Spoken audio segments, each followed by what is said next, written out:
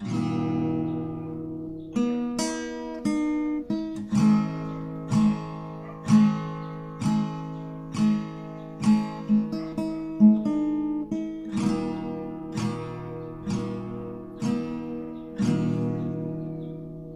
here we are again. I guess it must be fate. We tried on our own. Deep inside, no, we'll be back to set things straight. I still remember when your kiss was so brand new. Every memory, every journey,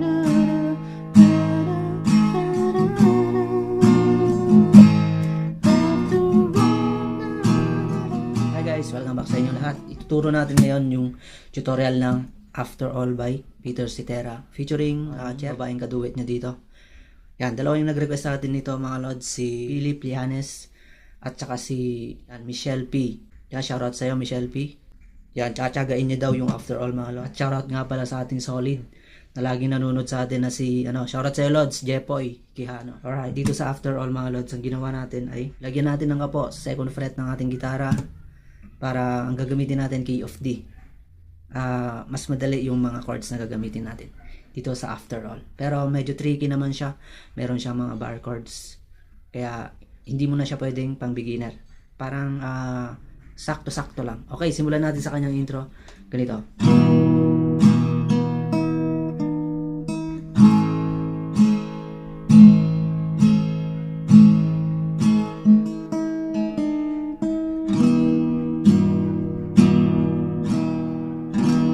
Well, instead of D, pilitin natin idama yung bass ng F sharp. Yan. Kung kaya nyo, di ba naka-D formation kayo? Gamitin nyo na yung thumb dito. 6 string, second fret, D over F sharp. Mas okay kasi yung tunog nyan. Isang strum, then ganito. Naka-D formation, di ba? Isang strum. Then kalabitin natin yung 3, 2. Yung mga number na binabanggit ko ay number ng string. Ito yung number 1. Mga lods ha. Pataas yan. 1 to 6. Okay? Strum isa. 3, 2. Tapos 2 ulit pero ililipat natin sa second fret. Yan. Yan yung ring finger natin. Galing third fret, di ba? Okay, ulitin natin. Isang strum. 3, 2. Okay, 2 ulit. Lilipat na natin. Then ibabalik ulit natin sa third fret. Patungong G na yon.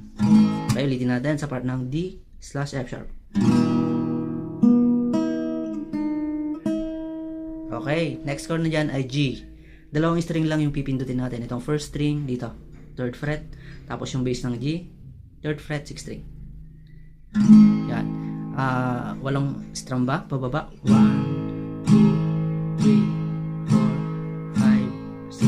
6 na strum lang pala, pababa, dito sa chord ng G. Okay, galing sa D, di ba? G. 2, 3,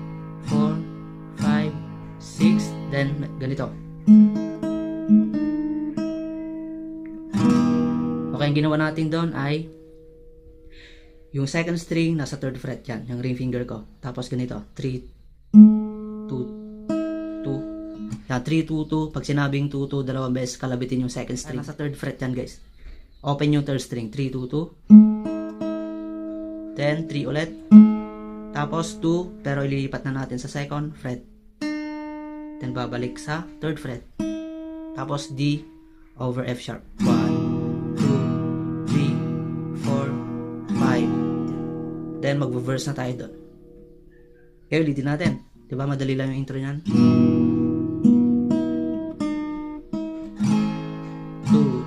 3, 4, 5, 6. D over F sharp. 2, 3, 4, 5. Okay, ganun lang yung intro niyan. Verse tayo. Okay, sa mga di pa pala naka-like mga lods, palike naman yung like button dyan, tapos subscribe na rin. Okay, salamat po. Doon sa kanyang first verse ay ang unang chords dyan, di ba nagtapos sa D over F sharp yan. Kaya, sisimulan na natin siya sa chord ng G. Yung G natin, dalawang string lang mga lods. Okay? Ipapakita natin yung kanyang lyrics at chords para may guide kayo. At the same time, pinapaliwanag ko rin. Okay? Well, here we are again. Doon sa again, nakatutok na yung chord ng G doon sa word na again. Yan. 2, 3, 4, 5, 6, 7, 8. 8 strum pababa dito sa chord ng G. Ang gagawin natin dito mga lods ay puro pababa yung pag-strum natin para mas madali nyong makabisado yung mga chords. Doon lang muna. Okay. Well, here we are again. I guess it must be D. 1, 2, 3, 4. Dito sa part ng D ay 4 na strum pababa. 3, 4. Then, kita nyo B minor, di ba? Pwedeng B minor pero ginagamit ko rito B minor 7. Yan, di ko na lang dinadama yung pinky finger ko. Yon, 2 strum pababa dito sa B minor. Bago pumasok sa, tignan nyo yung chord sa taas, yung kulay green. Di ba, naka-close and open parenthesis yung D over F sharp, G at A. Tigi isang strum dyan, yung pero yung ginawa natin dito sa D over F sharp para mas madali galing sa B minor 7, di ba? Okay, B minor. B minor. Ginawa natin dyan. Di ba nag B minor 7 ako? Kung kaya ng B minor 7 position, gawin nyo. Yan. Yung D over F sharp ko rito ay inalis ko lang tong ring finger ko. Yan. Tapos binar ko tong 6 to 1 string. With giant. Tapos G. Yung G, pwedeng yung bass lang yung pindutin nyo. A. Yun, dito sa A pala ay 2 strum na dyan. Then babalik sa D over F sharp. Then G. Tapos G ulit. We'll be back to settings. A. Straight. A sus 4. I-slide nyo tong ring finger nyo sa 3rd fret. Tong 2nd string. 2 strum pababa. Then babalik ulit sa A. Isang strum. Okay, ulitin natin. Well, here we are again. I guess it must be fate. B minor. We tried on, but deep inside we know we'll be back to set things straight.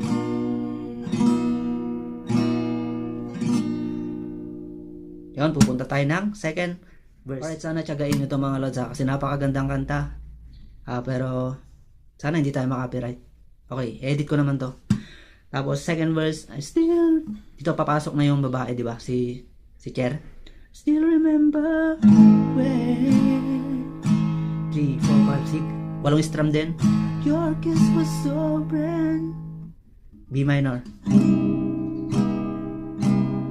Dito sa B minor ay 4 na down.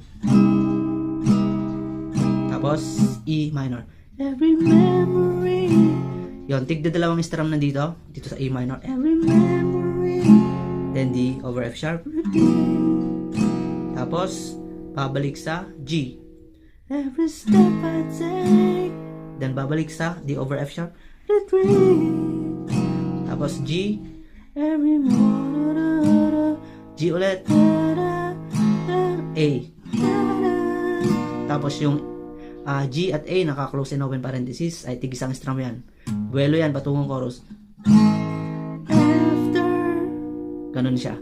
Okay, sana mag-gets yung mga still remember when your kiss was so brand new. Every memory repeat. Every step I take retreat. Every note I do G-A. And after. Okay, susunod na doon yung chorus. Ang chorus niya ay ganito. Yan, ipakita na natin yung lyrics and chords niya. Di ba unang chord yan ay D. After all. Pero hindi ko lang nilagay. Mas maganda kung Jesus 4 natin siya. Dadami natin tong hinili dito. After all the stops. Tapos, magiging normal D. And start. Ganun siya. After all the stop and start. If we come in B minor. Like the rest of heart. Tapos E minor. Yung dalawang strum sa D minor. Tapos, naka-close and open parenthesis F sharp minor at G. Ganito. Yun. Tapos A, magbabari chords na ako dito, A, 5th string. Kung hindi na kayo beginner, alam kong alam nyo na to. Tapos G, A. Babalik sa D. Dito na ako nag-D mga lods. Dito, bar chords na D. Kasi meron tayong 3 key na chords. Nasusunod dito sa chord ng D. And after all we've been through, ito. Almost done me. Tawagin natin itong G sharp over B flat. G sharp is last B flat. Okay, itong ring finger nyo, 6th string, 6th fret. Then, 5, 4, 3 na string, ibabar nyo rito sa 4th fret. Ganyan yung G sharp over B flat. Kahit hindi tumunog yan, kahit ganito tunog yan, sanayin nyo yan mga lods. Pag tumagal, tutunog na rin yan. Tapos B minor. Then G. Guess it's meant to be. Then A. Forever you and me. After all. D. Then, bago pumasok sa third verse ay magdi-Jesus 4 ulit kayo. Tapos D. Kaya ulitin natin yung chorus. After. Sabayan nyo ako mga lods ha. Humming lang natin. After.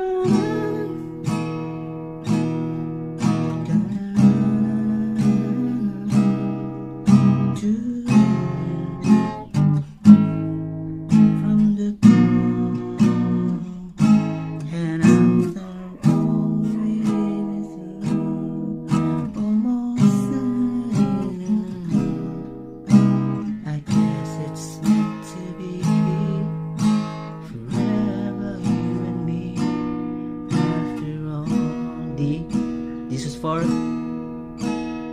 Okay, third verse. Pakita natin. Okay. When love is true around, it's true around.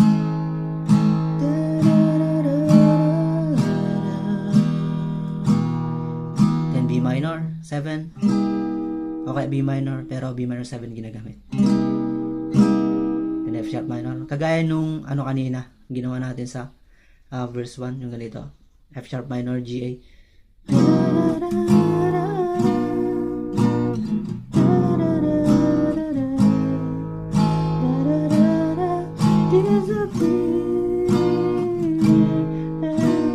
Kaya ulitin natin para hindi kayo maguluhan. Love is true around. Love is true.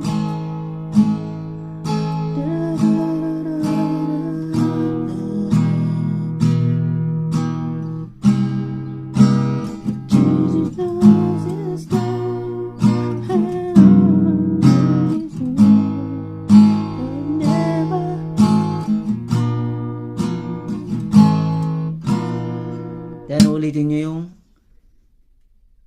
kanyang chorus 2. After all the stars, coming back to this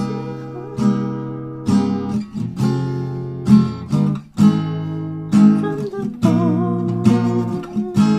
After all we've been through, almost there. Okay, sorry, naligaw tayo doon. Basta, nandyan naman yung mga chords niya. I guess it's meant to be forever you and me. After all. Tapos ng chorus 2 ay papasok na yung bridge, diba? Nakadiyan. Magdi-Jesus 4 ulit tayo ganito. Yan, steady lang sa Jesus 4. Dahil ganito yung bridge niya. Pakita natin. Then, i-demo natin. Ang ginagawa ko dito mga lods, nagbabari chords ako ng G. Okay, A. Tapos, G sharp over B flat. Tapos, dun sa word na 4, tingnan nyo yung lyrics. 4, nakatutok na yung 4 na nakakulong na chords. Yung B minor, A, G. Duelo niya na yon patungong chorus ulit. Kaya pakita natin. G, di ba?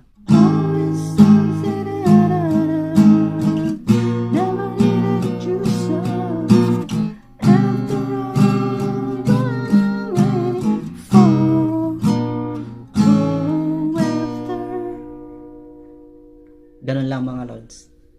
Alright, then uulitin nyo yung chorus dyan. Okay,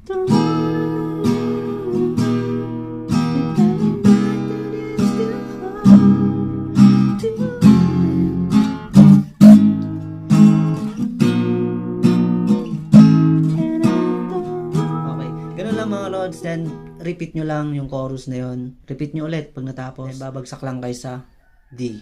After all.